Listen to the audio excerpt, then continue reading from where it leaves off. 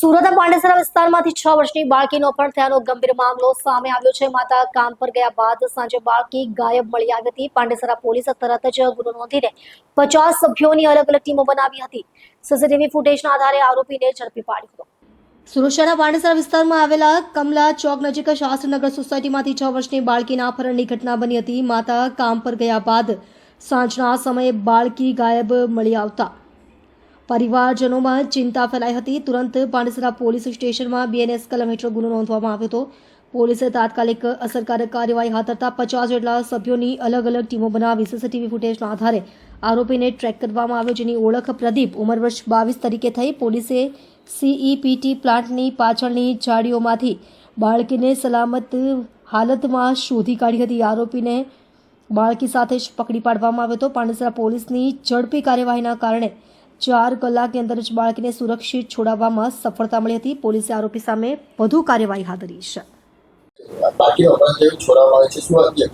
જી ગઈ તારીખ 31/3/2026 રોજ રાત્રે 10:30 વાગે પોલીસના PCR પર 112 પર કોલ આવેલ કે પોલીસ મદદની જરૂર છે, જેથી PCR જે તે જગ્યાએ પહોંચેલી અને ત્યાં ઊભેલા તેના મધર ફાધરે રજૂઆત કરેલ કે મારી 6 વર્ષની દીકરીને કોઈ માણસ અજાણ્યો અપહરણ કરી લઈ ગયેલ છે।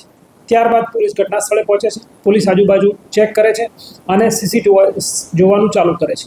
ત્યારબાદ એક માણસ આ દીકરીને લઈને જતો દેખાય છે, જેનો પીછો કરતાં કરતાં વડોદ ગામથી આગળ જાડી ઝાંખરીવાળા સુધી રસ્તા સુધી જતો હોય છે, પરંતુ આગળની કોઈ લીડ મળતી નથી। ત્યારબાદ તમામ સિનિયર અધિકારી આવી જાય છે અને આગળની લીડ મેળવતા વડોદ ગામથી પ્રાઇમ માર્કેટની જતા રોડ ઉપર બીજા CCTV ફૂટેજમાં તે દેખાય છે, જેની શોધખોળ કરતાં અમે આગળ જઈએ છીએ અને આગળ એક વેદાંત સાઈડ પર એક સિક્યુરિટી કર્મચારી આ દીકરીને લઈ જનાર કોઈ માણસને બતાવતા તે ઓળખી બતાવે છે કે આ માણસ અહીંયાથી 7 વાગે પસાર થયેલો હતો।